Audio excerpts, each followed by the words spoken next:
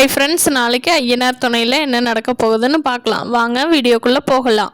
நிலா சோழனை நம்ப மாட்டேங்கிறாங்க. நீங்கள் எல்லாமே இப்படி தான் பொய் சொல்லியிருப்பீங்க, உங்களை எதை வச்சு நம்புறது, எல்லாமே வாயை திறந்தாலே பொய் தான் சொல்லியிருக்கீங்க, அதனால் உங்களை நம்ப மாட்டேன்னு சொல்லிடுறாங்க.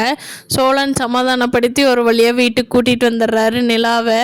அங்கே நிலா எல்லார்த்திட்டும் சரி நான் எல்லாத்துக்கும் போயிட்டு வரேன், இதுக்கு மேலே நான் இங்கே இருந்தேன்னா எனக்கு ரொம்ப மரியாதையே இல்லை, இவ்வளோ பொய் சொன்ன ஒரு வீட்டில் நான் வாழ்கிறதுக்கு விரும்பலை, நான் போயிட்டு வரேன்னு சொல்கிறாங்க. அப்போ சேரன் இல்லைம்மா, என் மேலேயும் தப்பு இருக்குது, நீ என்கிட்ட சொன்னதுக்கப்புறம் எனக்கு மனசு கேட்காம தான் உண்மையை சொல்லிட்டேன், வேணா பல்லவன்கிட்ட கூட கேட்டுப்பாரு அப்படிங்கிறாங்க. பல்லவன் அண்ணி நீங்கள் வந்ததுக்கப்புறம் தான் இந்த வீடு வீடாகவே இருந்துச்சுங்க, அண்ணி இப்படி பாதியிலேயே விட்டுட்டு போனீங்கன்னா என்னங்க அண்ணி பண்ணுறது அப்படிங்கிறான். அதுக்கு நிலா ஒன்றும் இல்லை பல்லவா, நீ நானும் எப்பவும் போல் நம்ம இதே மாதிரி கண்டினியூ பண்ணிக்கலாம், நான் ரூம் மட்டும் வேறு போய் எடுத்து தங்கி இருக்க போகிறேன், முடிஞ்ச வரைக்கும் எவ்வளோ பக்கத்தில் இருக்க முடியுமோ அவ்வளோ தங்குறேங்கிறாங்க.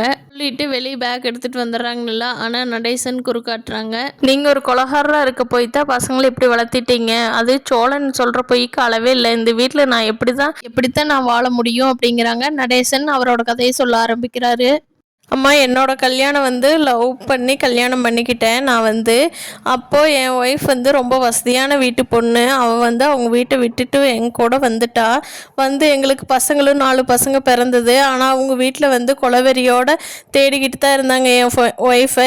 இப்போ இருக்கிற மாதிரி வசதியெல்லாம் அப்போது இல்லை இல்லையா, அதனால் எங்களை கண்டுபிடிக்கிறதுக்கு ரொம்ப வருஷம் ஆயிடுச்சு.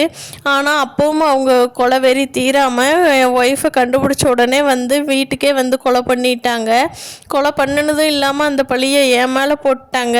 போலீஸ் ஸ்டேஷனில் எவ்வளவோ கெஞ்சி பார்த்தேன், ஆனால் நீ ஒத்துக்கலைன்னா 4 பசங்களையும் கொன்றுவோம் அப்படின்னு என்னை மிரட்டங்காட்டி, சரி என் பசங்களாவது உயிரோடு இருக்கட்டு, என் ஒய்ஃபும் போயிட்டாலே அப்படின்னு சொல்லி நான் அந்த பழியை ஏற்றுக்கிட்டு ஜெயிலுக்கு போயிட்டம்மா. இதுதான் நடந்துச்சு, நீ இதுக்கு மேலே இஷ்டமா, இந்த ஊர் ஜனங்க சொல்கிறது எல்லாமே எல்லாம் உண்மை இல்லைம்மா அப்படின்னு சொல்லி நடேசன் சொல்கிறாரு. பார்க்கலாம் ஃப்ரெண்ட்ஸ், இனி வரப்போகிற நாட்களில் என்ன நடக்குதுன்னு. இந்த சேனல் பிடிச்சிருந்தா சப்ஸ்கிரைப் பண்ணிக்கோங்க.